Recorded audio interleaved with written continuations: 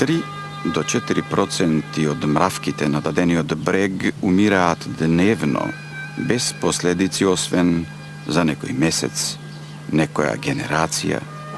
Важно, работата да оди, и оди, токму како што навистина врви. Биологот што се одзива на име Луис Томас го рече ова не само како факт што е потврдено точен, туку целејќи кон прашањето: што е најблиску до ова, ако не бескрајниот јазичен праксис на генерациите во Грч, кои го зидаат овој град според проектот од кој се уриваме. А сепак, без него, што можам да речам кога се ракувам со вас? Би можел да се пожалам, да пропелтечам или да поплачам, или на крај да покажам кон овој град и овој проект, што се чини никој не го создаде, а не создава сите нас. За себе можам да го кажам следново.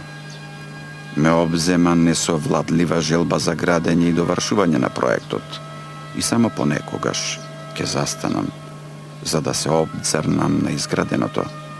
Тогаш, само тогаш, забележувам колку малку знаеме за тоа колку грешиме.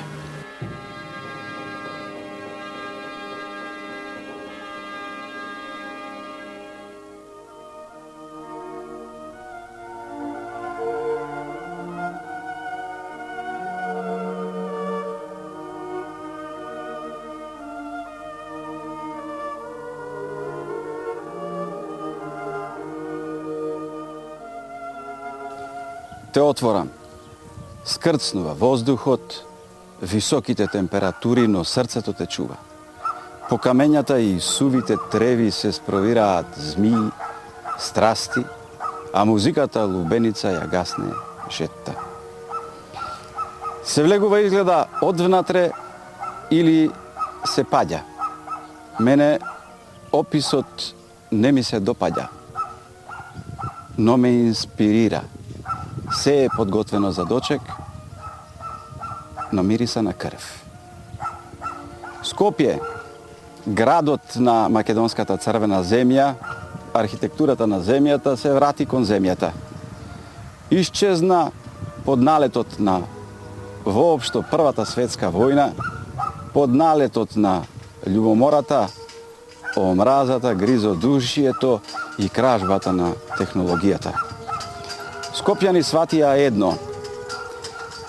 Покрај жестокоста и масовната смрт која ја донесе војната, инаку непозната за скопјани, тие не го заборавија примарниот порив за градба, што значи потрага по возобнова на рајската среќа, и тие решија среќата повторно да биде тема на архитектурата на овој град, но сега изграден од камен.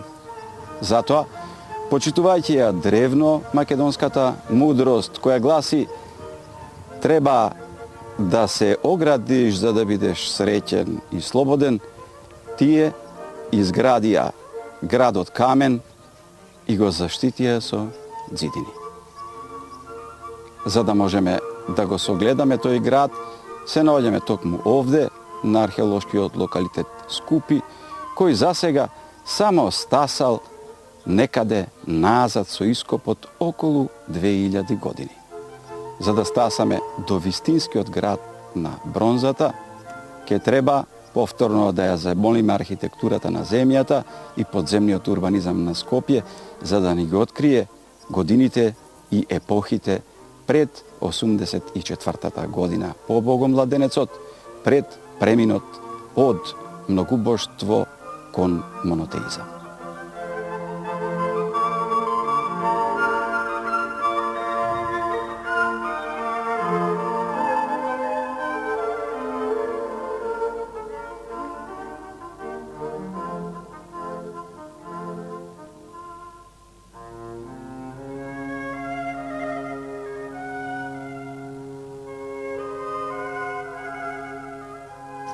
Со археолошките истражувања констатирана е преисториска фаза на македонска населба. Се до 168 година, кога римјаните ја окупираат дефинитивно Македонија, си постоело овдека населено место или град кој влегувало во состав на големото македонско царство од времето на Филип и Александар Македонски. Како доказ за ова служат одредени артефакти и монети кои се пронајдени од времето на македонскиот цар Касандар. 316-297 година пред нашата ера. Де факто тука постоела населбата по име Скуп или Скоп, што во својата основа го има древномакедонскиот збор куп. Значи нешто што е собрано, што е на едно место. Со представката С се создаде Скуп или Скоп, а подосна го направиле Скупи, Скопос, Скупис и така натаму. Се до средновековниот период, кога градот на горни град од Скопската тврдина го доби името Скопје. По 168 година до први век наша ера постои одредена населба, меѓутоа од први век некаде до крајот на третиот век постои огромна една урбанизација на градот, кога се формираат улиците од север на југ, од исток на запад со одредено отклонување. Значи имаме еден ортогонален систем на испроектиран град и изведен град.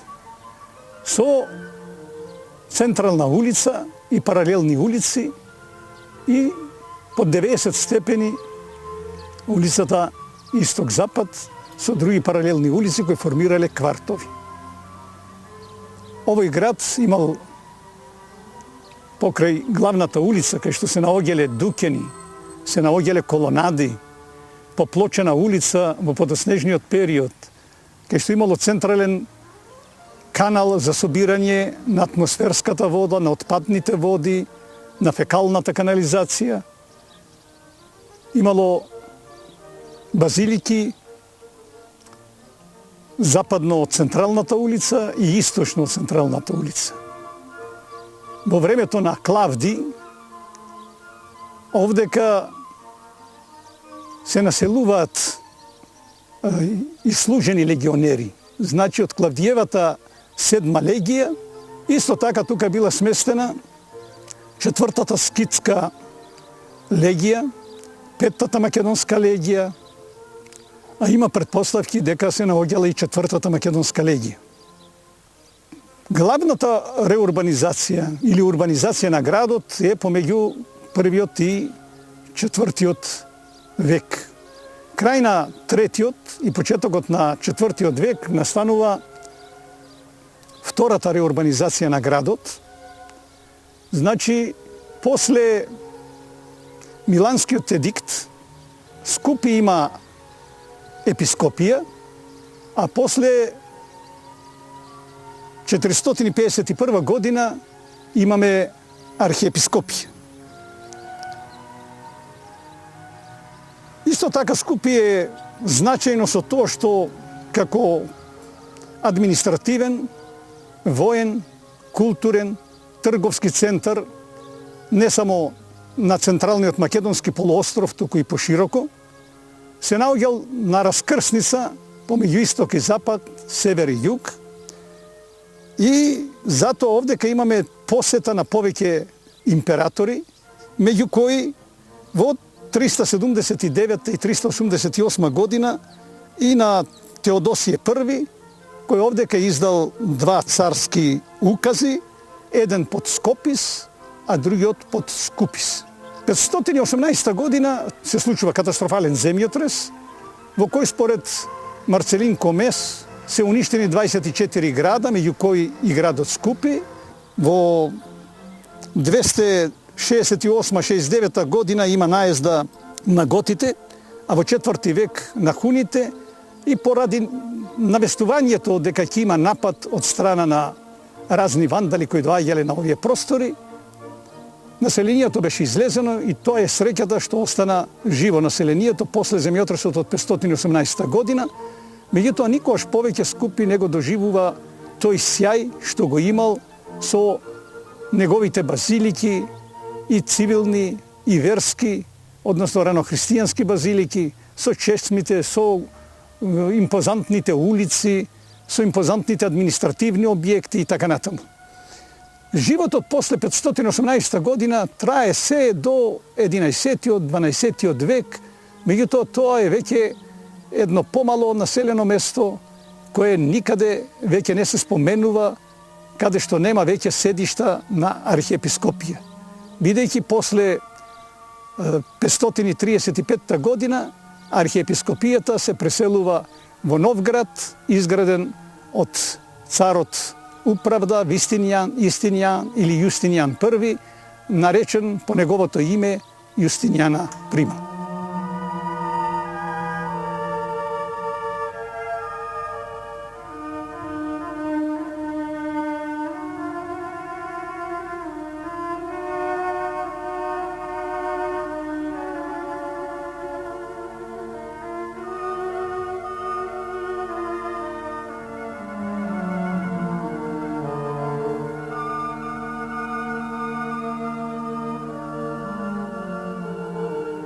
Како што исчезнува детството со сета негова изворна инвентивност и се престора во кристализации и спомени, во кои постојано го фалите детото за неговата гениалност и креативност, како минува времето, како детето преминува кон сериозноста на животот, вие и не забележувате како на непознато место од непознати причини се зачипчува љубомората. Скопјани во периодот на неолитот и воопшто источниот Левант се занимава со благородната игра на откривање на орудија и осуваршување на орудија кои помагаат за посреќен живот. Неолитското Скопје беше градот на среќата. Тоа не остана незабележано за народите кои живееја се уште во палеолитот и мезолитот. Тие народи, имајќи потешки услови за развој, развиваа една друга креативност со негативен предзнак. Тие го совршуваа оружјето. Тие ја играа играта на војната, која беше потполно непозната за скопјани и за целиот македонски неолит. Скопјани и македонците направија една грешка во нивната игра на инвенција, тие го открија металот. Народите од северот ја сватија функцијата на металот поинаку. Тие сватија дека од тоа можат да се направат потрајни и поубоити и покрволочни оружја. И некаде во вториот милениум пред новата ера започнува Првата светска војна во смисол на кражба на воена технологија, односно на кражба на металот и технологијата за производство на оружје за метал. Археолозите овој период ќе го наречат период на култура на урни, бидејќи сите неолитски градови јужно од Сава и Дунав во овој период се потполно дотолчени и спалени. Сета култура е опожарена. На тој начин исчезнува неолитското Скопје, градот на земјата, и се појавува градот на каменот. Скопјани и македонскиот неолит возвраќаат со нов град, град кој е создаден од камен, но овој пат двоен. Град на живите и град на мртвите.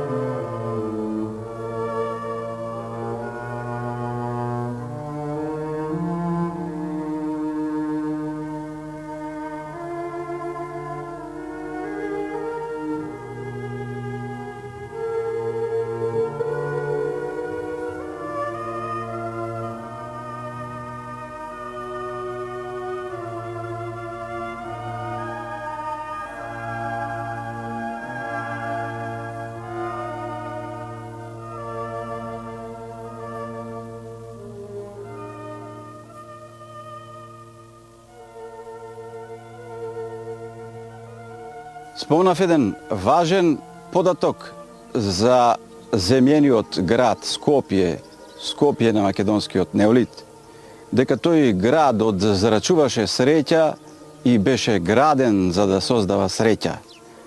Тоа елементарно чувство за достоинство не го забравија ни скопјани на градот од камен, но го надградија и сватија нешто како први архитекти на Европа, како прв градителски, сериозен, естетски двиг во Европа.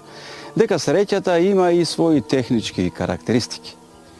Градот од земја знаеше за систем од канализација и системот се состоеше од септички јами. Градот знаеше за средишни места за собирање и Скопје и другите населби од македонскиот неолит знаат за храм. Градот знаеше за парцелизација на земјата, знаеше за поделба на земјата помеѓу земја која има карактеристика за да биде градежно земјиште и земја која има карактеристика за на неа да се посади нешто.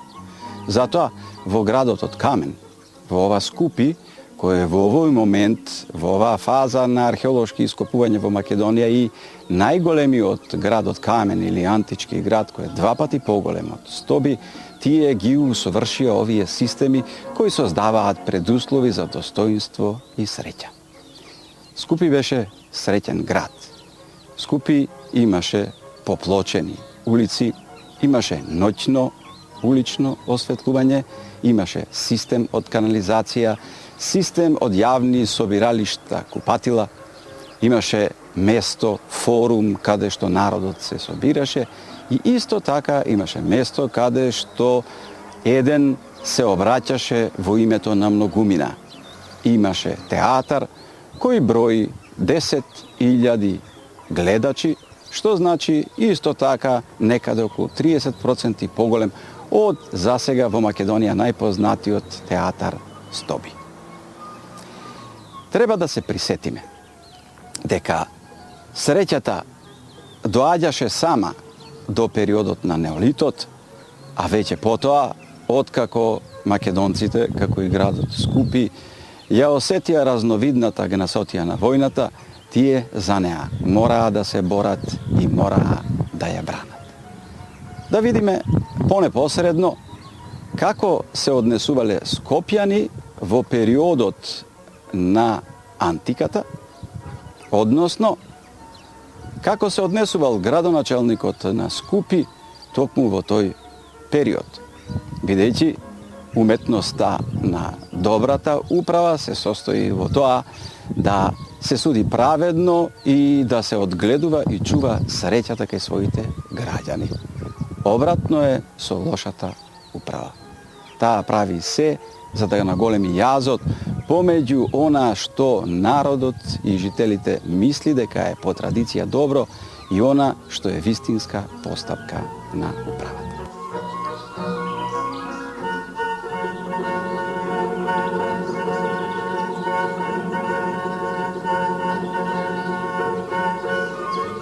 Добро е да ги знаете податоците за градовите, да ја знаете урбаната поставка, годините, значајните личности, но нема да имате представа за континуитетот на културата и начинот на живењето во Скопје доколку не видите една слика на обичниот живот на луѓето од камениот град Скупи. Ке се обидам да ви го представам животот во овој извонредно богат град во некаде 518 година, во времето кога градоначелникот има своја функција, слична како градоначелникот денес, кога тој наутро се буди, пречека ние со добро утро прво од неговите дворјани, кои се дворјани затоа што му се додворуваат, а откако ќе ги заврши сите вообичаени физиолошки утрински активности, тој излегува во атриумот на својата куќа и тука го пречекуваат граѓаните кои се дворјани од втора фаза, бидејќи тие му се додворуваат и секое утро чекаат да му посакаат не само добро утро, туку и да му кажат колку е тој добар, колку добро изгледа, да се заинтересираат за неговото здравје. Таа култура Скопјани и денес не ја промениле, но разликата е следна. Градоначелникот на секој таков дворјанин на кого ќе му биде допуштено да упати добар збор до него, му остава во раката по еден златник. Таа навика одамна е изменета и станува обратно. Денес граѓаните на Скопје му потпуштаат по некој златник на градоначелникот за подобро да ја сврши својата функција. Но потоа градоначелникот од тоа време се упатува на својата секојдневна прошетка низ градот, поздравувајќи се со луѓето по улицата и редовно посетувајќи ја базиликата. Базиликата е почитувано место во кое што се одвива јавен живот, често пати тоа е затворен пазар, кој бара и одлуки околу праведноста на понудата и поварувачка и околу праведноста на трансакцијата, односно тоа што е купено за пари, дали навистина толку вредело. Секогаш има конфликти и градоначелникот приближно на оваа место, значи на врвот во апсидата на базиликата, седи и ги донесува своите одлуки. Вообичаено неговите одлуки се праведни. И тој задоволен од својата одлука се враќа назад и шета повторно по прекрасните меремерни травертински улици на Скопје. Во случајов тој го среќава градскиот хроничар. Градските хроничари се луѓе кои веројатно и најмногу го познаваат и го сакаат градот и тие секогаш со занес зборуваат за градот. Градоначелникот се разбира не е многу среќен при средбата со вакви занесеници, но сепак го слуша како му објаснува дека тој успеал да преведе некои текстови во кои што Полибий во своите 40 книги историја го спомнал Скупи. Градоначелникот му вели дека ќе оддели пари за довршување на преводите, но заминува понатаму.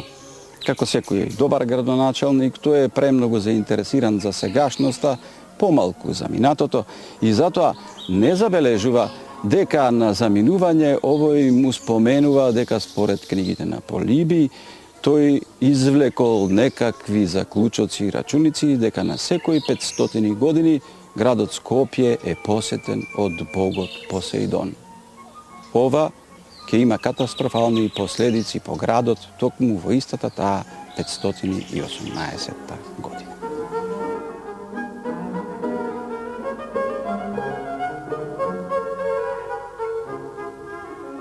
Би сакал да го нагласам следното. Ако Скопје во тоа време, или Скупи, како што во оригиналите се нарекува, ги има овие инфраструктури, што значи поплочени улици, канализација, организиран живот, библиотека, театар. За споредба, вечниот град, кој е далеку пославен од Скупи, во тоа време се уште нема поплочени улици, се уште нема ноќно осветлување.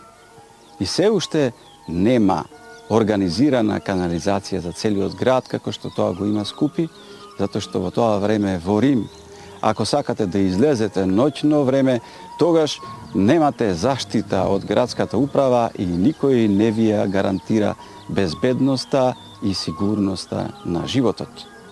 А што се однесува до фрлањето на отпад, Рим во тоа време се уште отпадот и канализацијата ги организира како големи септички јами.